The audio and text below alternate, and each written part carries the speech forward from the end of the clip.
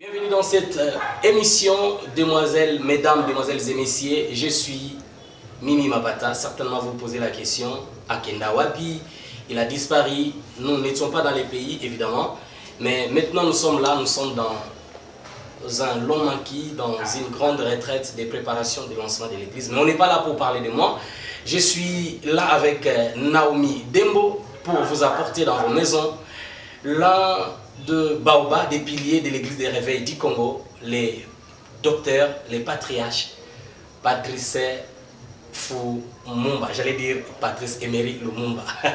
Voilà, donc les docteurs Patrice Lumumba. Avec lui, nous allons être dans vos salons pour parler de la maturité. Mais je ne serai pas seul, je serai avec Naomi Dembo. Bonjour Naomi. Bonjour Mimi Mapata. Ça va bien? Oui, ça va bien, merci et vous? Voilà, oui, ça marche. Nous sommes là avec le docteur. Bonjour docteur. Bonjour. Nous sommes dans la joie de vous recevoir encore une fois de plus dans cette émission qui est votre émission, l'émission du public, la maturité. Merci beaucoup. Déjà avant d'entrer, tout autour de vous, il y a toujours cette atmosphère qui se dit un homme, un appel, une histoire. Vous répondrez quoi? Merci pour la Pourquoi question. un homme? Pourquoi un appel? Pourquoi une histoire? Je commence d'abord à dire un grand merci à tous les téléspectateurs qui nous suivent, qui ont accepté quand même de nous accorder leur cœur, leurs oreilles pour nous suivre. Merci beaucoup. Et je crois qu'ils ne seront pas déçus. Okay. Alors, tu m'as posé la question de savoir pourquoi les gens, ils ont l'habitude de dire un homme, un appel et une histoire. Je crois un homme, un appel, une histoire, c'est un message. Okay. Pourquoi un homme? Je suis un homme, né d'une femme, limité dans les temps et dans l'espace. Donc cela veut dire, je suis un paralytique, sans béquille, puisque tout homme né de la femme, quelle que soit sa grâce, quelle que soit son intelligence, comme il n'est pas Dieu, il est limité dans les temps et dans l'espace. Un appel, puisque j'ai reçu un appel de la part de Dieu. Okay. Dieu nous a appelés par sa grâce, Dieu nous a appelés par son amour et il nous a établis dans son église pour annoncer la parole de Dieu. Je suis un homme comme tous les hommes, mais curieusement, j'ai reçu quand même un appel. Un paralytique sans béquille. Alors, c'est ce qui a fait de nous ce que nous sommes aujourd'hui. Si cela ne dépendait que de nous, le monde ne pouvait jamais nous connaître. Mais si le monde nous connaît aujourd'hui, c'est puisqu'on a reçu de lui un appel. On a reçu de lui sa grâce et nous portons son nom. Amen. Sans cela, le monde ne parlera pas de nous. Donc voilà pourquoi je lui dis un grand merci. Une histoire? Une histoire. Tout au long de mon appel, il y a beaucoup de choses qui nous est arrivé dans la vie. Et les autres générations les diront. Voilà pourquoi je dis, je ne suis pas seulement un homme. Non seulement celui qui a reçu un appel, mais c'est quelqu'un qui a une histoire. Wow. Dès notre appel jusqu'à aujourd'hui, Dieu a fait beaucoup de choses et nous avons aussi connu beaucoup de choses à telle enseigne que si nous parlons aujourd'hui pour ne pas anticiper la maturité, mais c'est un mot et c'est toute une vie par rapport à tout ce que Dieu a fait dans notre vie. Et voilà pourquoi ceux qui nous connaissent, ils savent qu'il n'est pas seulement un homme, ni celui qui a reçu un appel, mais il a aussi une histoire. Alors, oui, merci Patriarche, vous venez de parler d'un homme, d'un appel et d'une histoire. Et aujourd'hui à Kinshasa, non seulement Kinshasa, et aussi dans d'autres provinces de la République, pourquoi pas parler de la République démocratique du Congo, nous vous reconnaissons comme étant les conférenciers de la maturité. Pourquoi vous avez choisi ces concepts, ce mot maturité? Et c'est vraiment cette question-là que les gens qui nous suivent veulent vraiment savoir pourquoi ces concepts maturité. Je crois pourquoi nous parlons de la maturité. chaque homme de Dieu, il a au moins sa particularité dans le corps du Seigneur. Je l'ai toujours dit, Jacob avait au moins plusieurs fils. Et chaque fils de Jacob, il avait sa particularité. Ruben n'était pas Judas. Quand bien même Judas incarnait la royauté, mais Judas n'était pas Lévi qui incarnait le sacerdoce. Et Issachar, lui, il avait le discernement des signes du temps.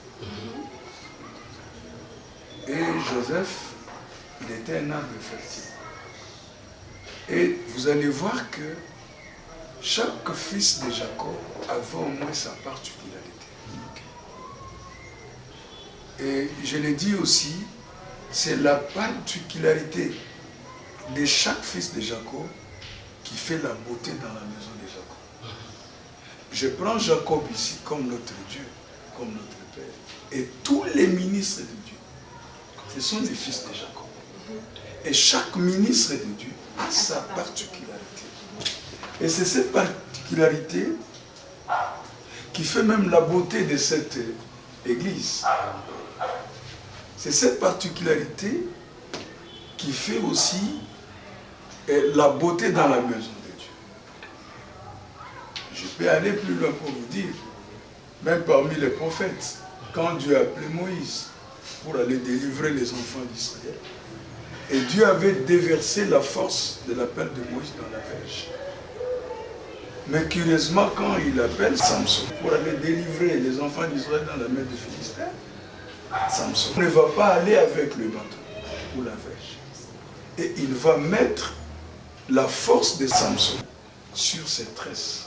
Donc cela veut dire que chaque homme de Dieu au moins a sa particularité. Donc si je parle de maturité, c'est une particularité que le Seigneur nous a accordée. C'est un fardeau qui brûle dans mon cœur.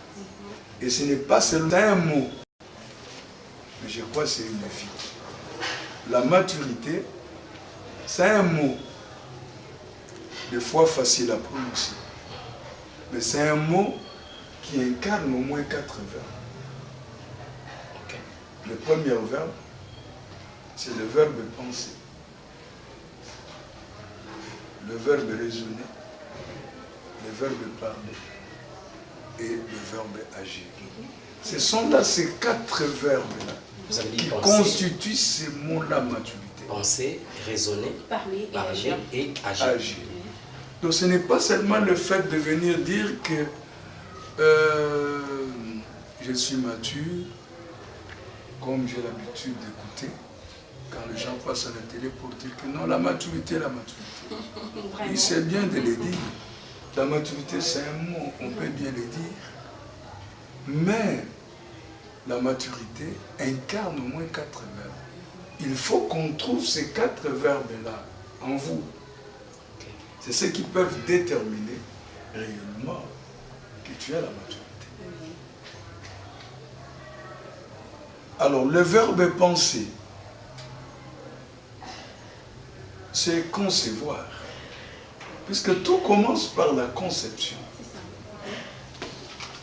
La conception, elle est là comme une grossesse. Si une femme enfante, là on va commencer à dénommer.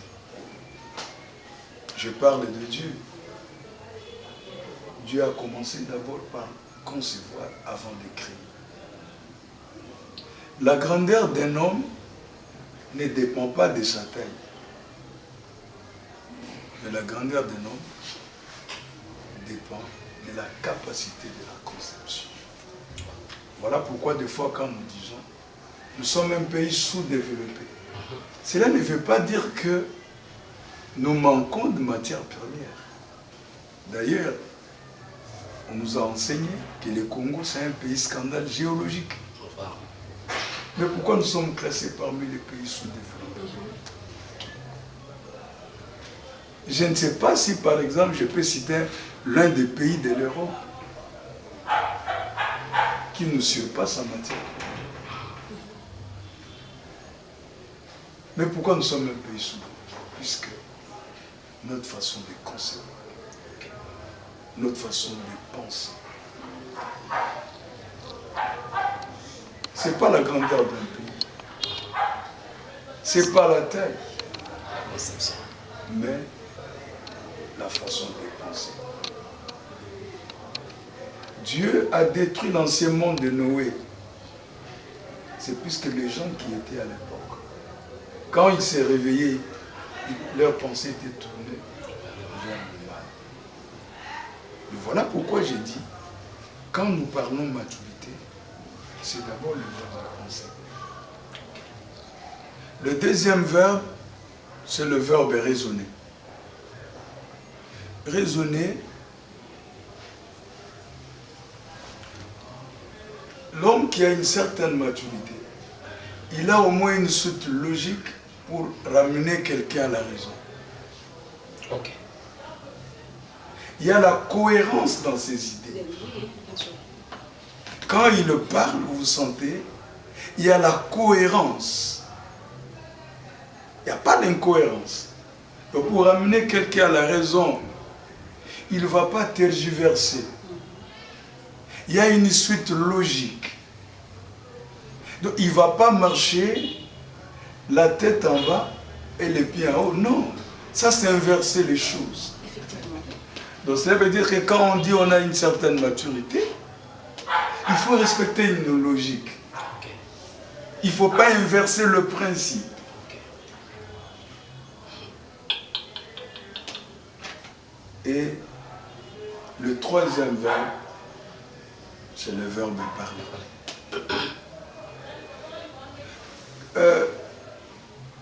80% des gens qui ont reçu dans la vie, ce sont des gens qui savent parler.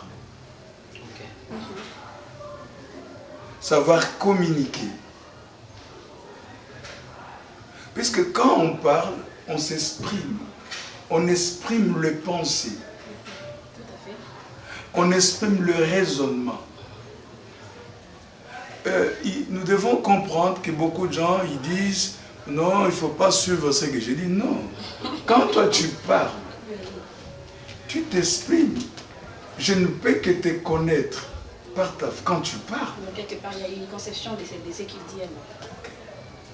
Et voilà pourquoi même la Bible nous dit dans le livre de Romains chapitre 9, 10, c'est en croyant du cœur, c'est en confessant de la bouche 19. qu'on parle On nous parle de salut. salut, oui. Il faut relier le cœur à la bouche. Relier le cœur à la bouche. L'homme ne parle que de l'abondance du cœur. Toi, tu parles autre chose. Mais dans ton cœur, là, il y a autre chose aussi. Donc, cela veut dire qu'il y a contraste. Voilà. Et les quatre Le quatrième verbe, c'est le verbe agir. Ok. Ce sont des verbes qui, les deux verbes là, parler et agir, ce sont des verbes qui manifestent les deux autres verbes. Puisque penser et raisonner, ce sont des verbes invisibles. Ok. Mais tandis que Parler et agir. parler et agir, ce sont des verbes visibles. Ah oui, bien sûr. Même Dieu a créé les invisibles et les visibles. Donc tel que tu es là, tel que vous êtes là plutôt, tel que je suis ici, tel que ceux qui nous suivent là-bas, donc chacun de nous est appelé au moins à manifester ces deux verbes. Je peux dire j'aime, c'est un verbe invisible. Ça ne doit pas se limiter seulement à ces niveaux-là, puisque nous n'allons pas vivre dans ce monde-là invisible. C'est ça. Donc nous devons manifester le verbe invisible qui sont en nous. Par la concrétisation. Par la concrétisation. Donc c'est ça là, c'est ça le concept maturité. Donc, nous quittons l'abstrait pour aller à la concrétisation. Patriarche, vous avez parlé de ces concepts maturité. Et si nous comprenons quelque part, vous avez parlé de la particularité. Donc, lorsque nous tenons compte de la particularité, cela veut dire que dans ces concepts maturité, il y a aussi des exigences de la maturité. Est-ce que nous pouvons savoir réellement s'il y a des exigences dans ces concepts de maturité? Merci ma soeur Ndembo. Je crois que quand nous parlons de la maturité, ce n'est pas un slogan. Ça doit être au moins une vie. La maturité, ce n'est pas un slogan. Comme nous avons l'habitude de le dire, mais ça doit être une vie. Voilà pourquoi la maturité a ses exigences. Il y a au moins 4 exigences pour un homme qui peut dire qu'il a au moins une certaine maturité.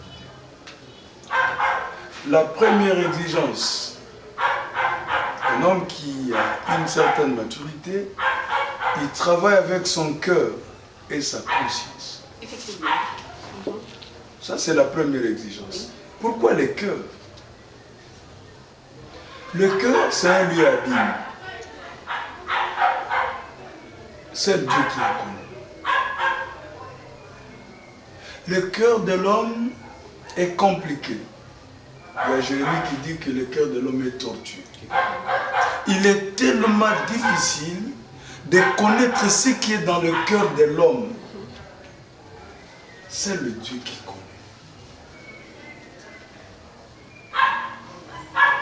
Voilà pourquoi la première exigence de l'homme qui a une certaine maturité ou qui veut atteindre une certaine maturité, il doit d'abord travailler avec son cœur et travailler également avec sa conscience. Pourquoi? Dieu a placé la conscience dans la vie de l'homme pour qu'il soit comme un prédicateur. S'il pose des actes par sa conscience, il peut être reproché, pour lui dire, interpellé, pour lui dire que ce que tu as fait là, c'est pas bien.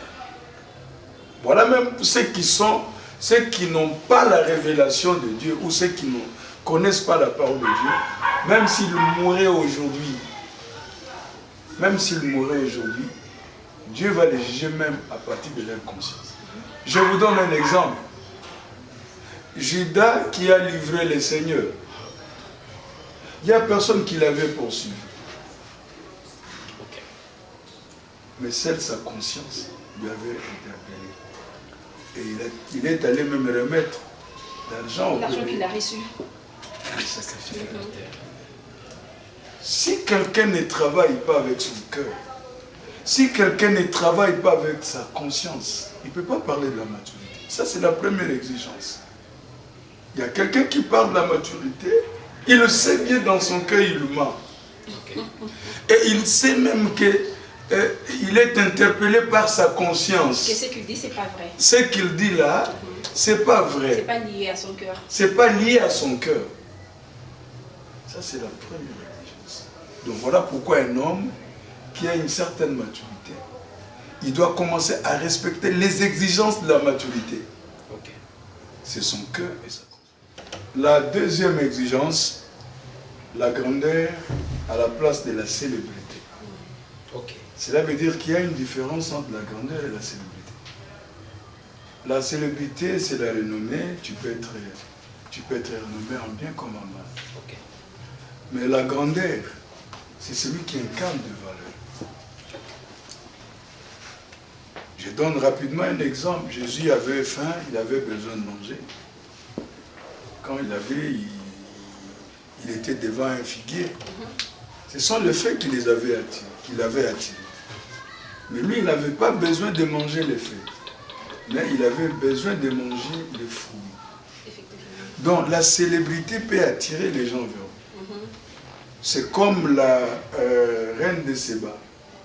Elle a été attirée par la célébrité de Samuel. Donc elle devait faire un mouvement. Donc les feuilles, c'est la célébrité. Mais le fruit, c'est ça la grandeur. Parce que celui qui est grand, c'est lui qui incarne des valeurs. Les hommes grands, ce sont des gens qui incarnent des valeurs. Vraiment, c'est ici. Tu peux être célèbre, mais tu n'es pas grand. C'est ça. Ça, ce sont des feuilles. Mais la grandeur, ce sont des fruits. Les gens ne vont pas manger les feuilles.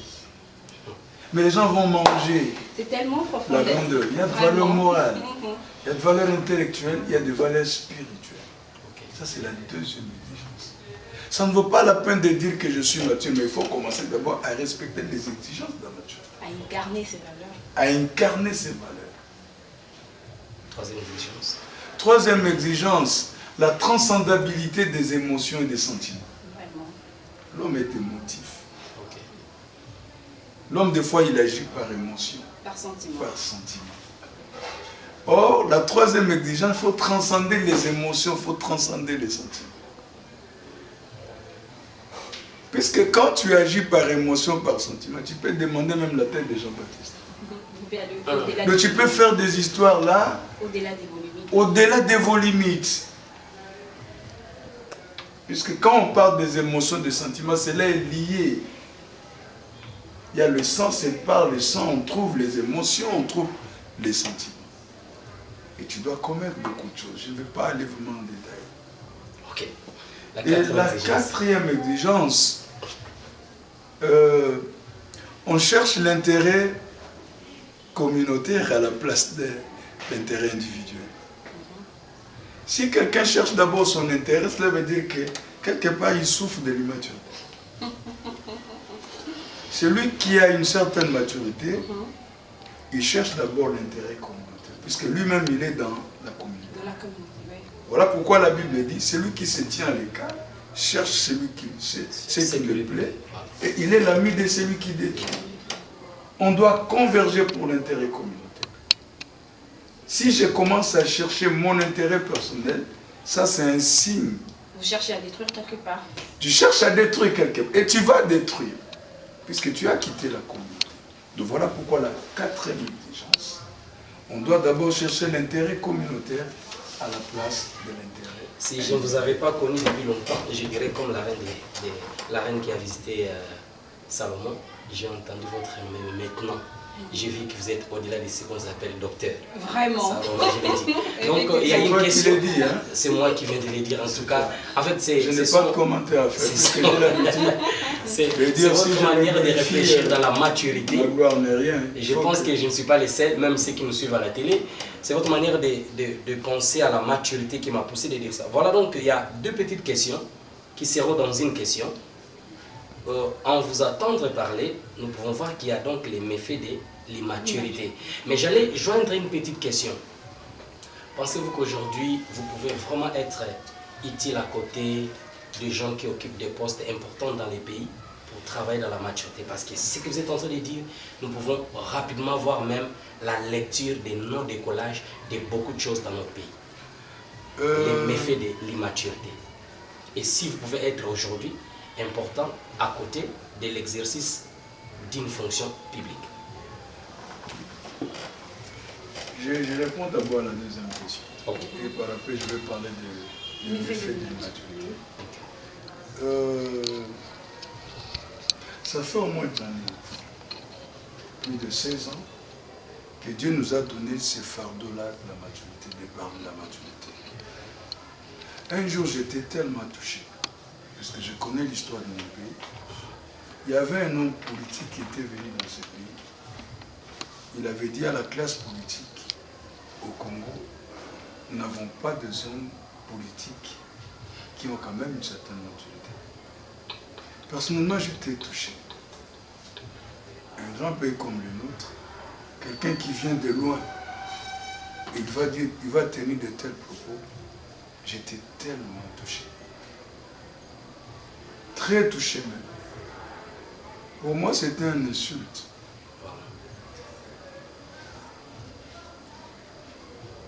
Dire à nos hommes politiques qui n'ont pas une certaine maturité, c'était vraiment de l'insulte. C'est ce qui a fait que je puisse élargir un peu ma façon de voir. Et j'avais écrit un livre à l'intention de nos hommes politiques. La maturité de l'homme politique et de son peuple. Ce n'est pas seulement la responsabilité des hommes politiques, et même nous, les peuples. Okay. Pourquoi? Regardez Moïse. Dieu l'appelle, il envoie vers les enfants d'Israël. Moïse, connaissant mieux ce peuple, il a dit à Dieu, je connais ce peuple-là. Ce n'est pas un peuple qu'on peut manipuler. Un peuple qui a une certaine maturité, ce n'est pas un peuple qu'on peut manipuler. Donc c'est un peuple qui a déjà transcendé ses émotions et ses sentiments. Même Moïse lui-même, il était conscient. Malgré, il a reçu l'appel, malgré il était devant le buisson ardent, mais il était conscient qu'Israël n'était pas n'importe quel peuple. Si un peuple a une certaine maturité, même les leaders politiques, ils ne peuvent pas se moquer, ils ne peuvent pas le manipuler.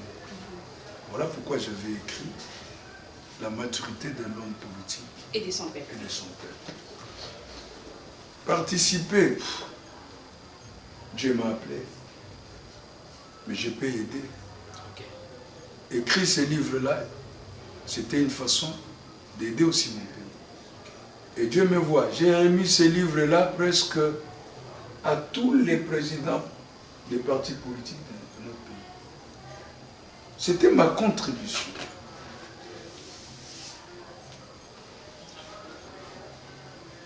Et nous parlons de la deuxième question, la première question. Je vais parler un peu rapidement de méfaits de l'immaturité. Le premier méfait, c'est quoi?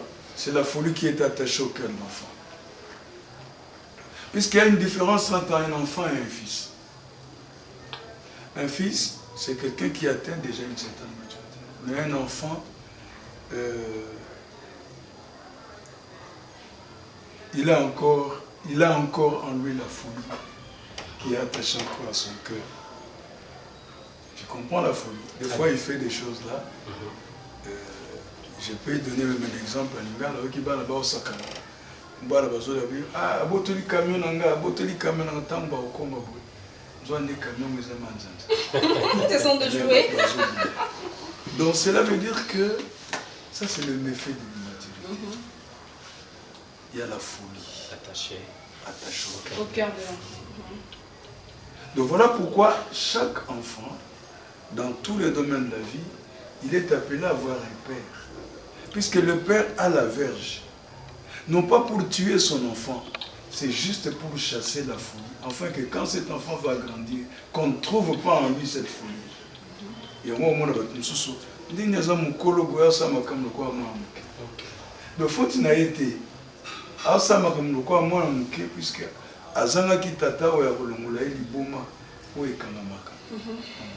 ça, c'est le premier méfait de l'immaturité.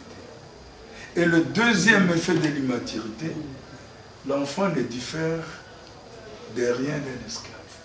Quoi qu'il soit le maître de tout, il ne comprend pas la valeur de ce que lui il a comme richesse. Donc, un enfant, lorsqu'il est encore petit, il ne se diffère de rien d'un esclave. Il ne se diffère de rien d'un esclave. Il va se comporter comme un esclave, malgré la richesse. Dans le cadre sacerdotal, il a la grâce de Dieu, il a la peine. Mais comme il est encore un enfant, il ne comprend pas. Il croit peut-être le ministère, ça se limite seulement quand il est pris pour quelqu'un, il tombe. Mais il croit que c'est le ministère. Non, ce n'est pas ça le ministère. Qu'il puisse un peu lire Ephésiens 4, il va comprendre le rôle, soit l'importance du ministère. C'est le ministère de la parole. Et il va comprendre des fois, il a une grâce de la délivrance. La délivrance, c'est l'une des chambres dans la maison.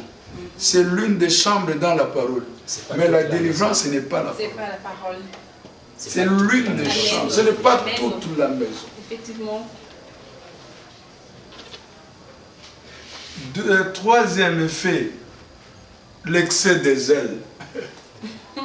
Donc quand tu vois quelqu'un avec un excès des ailes, je suis resté le seul prophète en Israël. Dieu a dit non, ça c'est un excès des ailes. Or là où il y a un excès des ailes, il y a un zèle amer. Or là où il y a un zèle amer, il y a un esprit de dispute. C'est ce qui fait que des fois au Congo, il y a trop de disputes. Il y a trop de querelles. Ce sont les méfaits de l'immaturité. À la place de se compléter, les gens se bousculent. Non, je suis en dehors de moi. Il n'y a pas autre. Mais tu es un homme, tu es limité. Tu n'es pas Dieu, quelle que soit ton intelligence, quelle que soit ta sagesse, Quelle que soit ta grâce, tu es un homme. Tu dois accepter d'être complété par quelqu'un. Il faut refuser d'avoir un excès de zèle. C'est moi. Il faut détruire le moi. Il faut comprendre qu'à côté de toi, il y a quelqu'un qui peut t'aider. Donc ça, c'est parmi le méfait troisième effet de l'immaturité. Et le quatrième effet de l'immaturité, quand on n'a pas encore une certaine maturité, on manque de l'expérience. L'inexpérience dans tous les domaines de la vie. Et j'ai dit cinquième. Oui, cinquième. Cinquième, c'est le manque de discernement. C'est le méfait. Or, pour mieux discerner, il faut avoir la science. Il faut avoir la connaissance. Exact, de la parole. Et cela va te permettre de discerner, de prendre ce qui est juste et ce qui est correct, si je peux le dire. Mais quand on n'a pas l'esprit de discernement, on va avaler le tout. On ne sait pas qu'est-ce qu'on dit. On avale. Ça, c'est le méfait de l'immaturité. Et je crois que, sixième, le méfait de l'immaturité, quand on est enfant, l'avenir est caché encore sous les yeux. Un enfant ne voit pas l'avenir. Mais quand Dieu parle, même quand il dit à Abraham, toi et ta postérité, toi et ta postérité, cette promesse est pour vous, pour vos enfants, pour ceux qui sont au loin, en aussi un grand homme que le Seigneur les appelle. Donc cela veut dire un homme qui a une certaine maturité, il voit l'avenir. Il travaille dans le présent, il peut minimiser le présent, mais pour construire l'avenir. Je vais parler de pays développés. Des fois, nous sommes en 2017, mais eux, ils travaillent déjà pour 2050 ou 2020. Pour l'horizon 2030 aussi. L'horizon 2030. Toi et ta postérité. Mais là où il y a le méfait de l'immaturité, non, nous ne voyons même pas nos enfants. Ah non, Nalia Nangara Lelo, ça c'est le méfait de l'immaturité.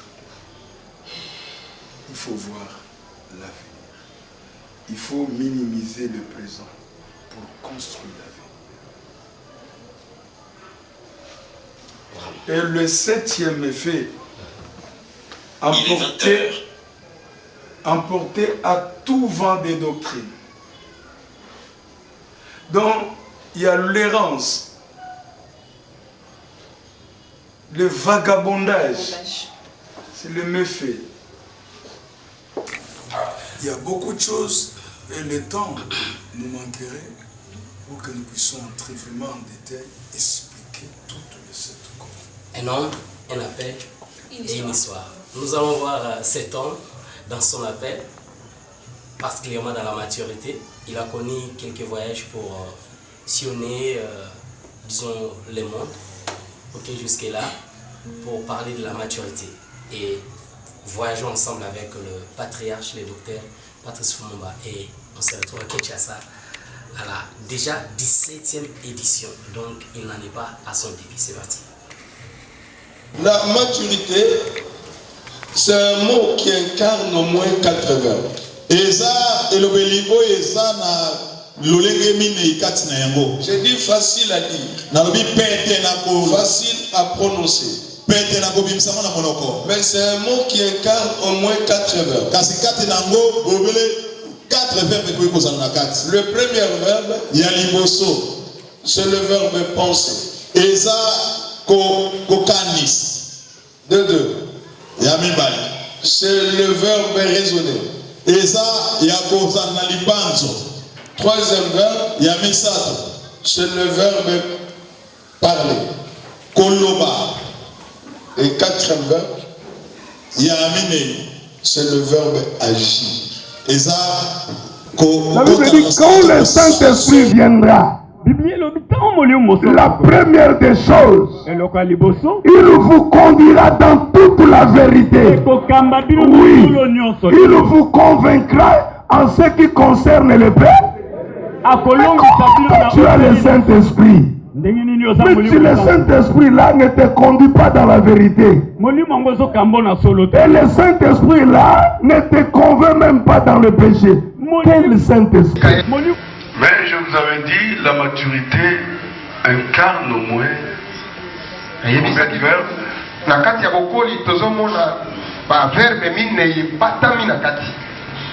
maturité incarne au moins 4 verbes, à savoir le verbe penser, le verbe raisonner, le verbe quoi encore là?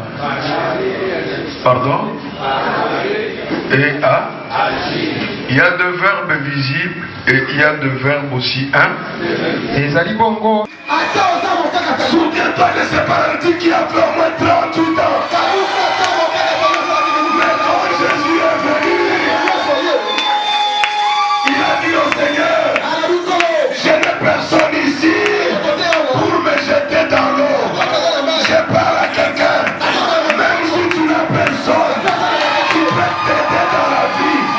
Mais laissez-moi te dire, Jésus est capable de te prendre et de changer ton histoire. Viens, reçois le miracle. Cela est possible. Même s'il n'y a personne dans ta famille. Même s'il y a...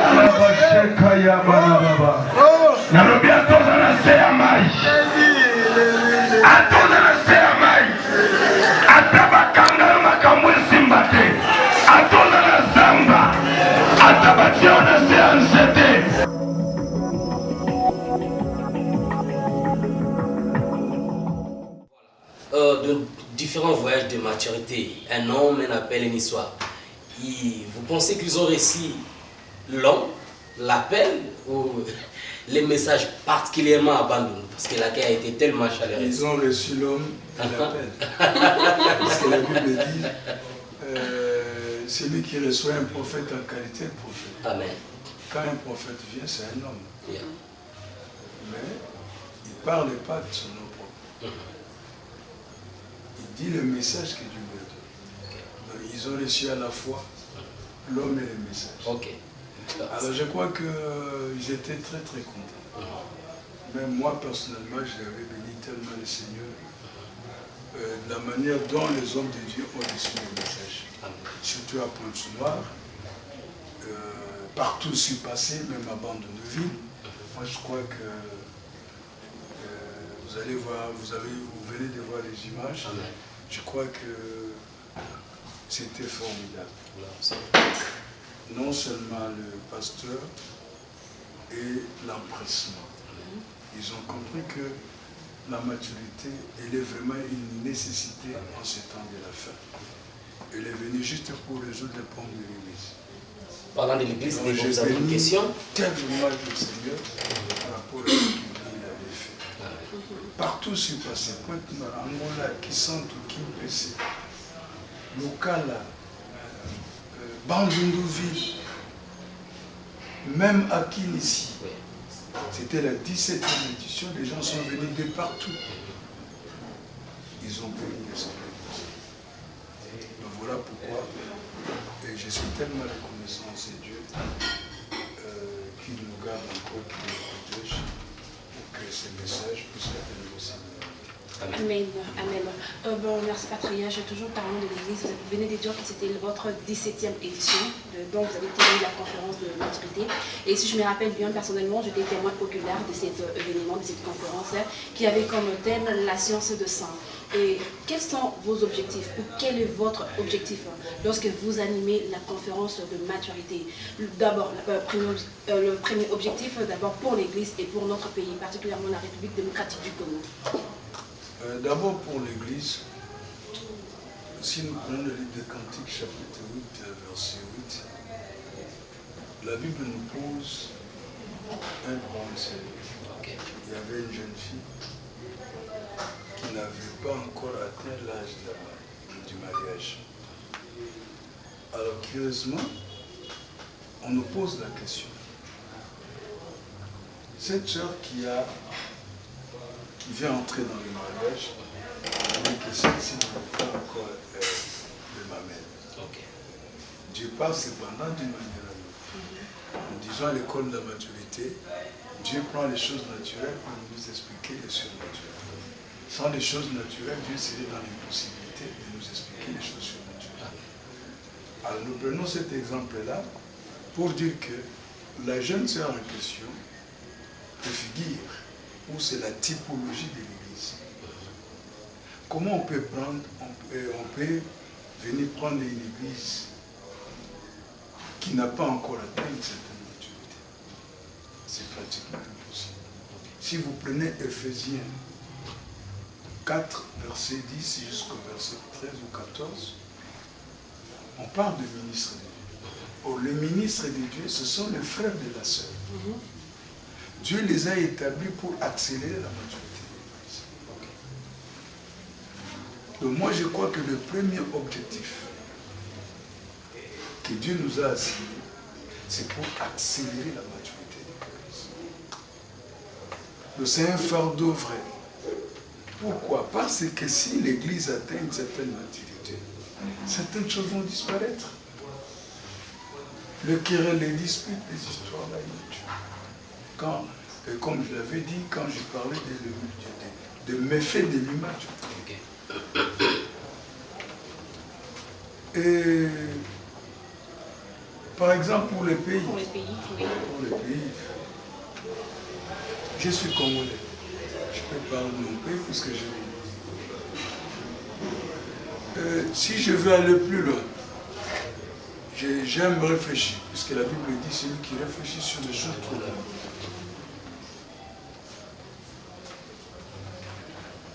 Je dirais ceci. La même maladie, presque la même maladie qui ronge l'Église, c'est la même maladie aussi qui ronge les pays. Ça peut vous surprendre que vous me posez la question laquelle.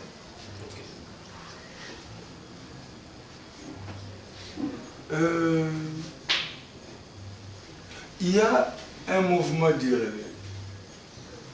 Il n'y a pas vraiment du réveil. Ok.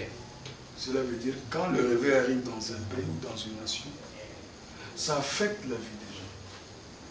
On doit constater la conversion. Et vous allez remarquer que nous prions tellement beaucoup. Mais la conversion, la vie de Dieu est encore très loin. Quel est le réveil? Le réveil doit influencer plus que tous les secteurs de la vie. C'est comme Jean qui dit, je veux que tu prospères à tous égards, comme prospère l'état de ton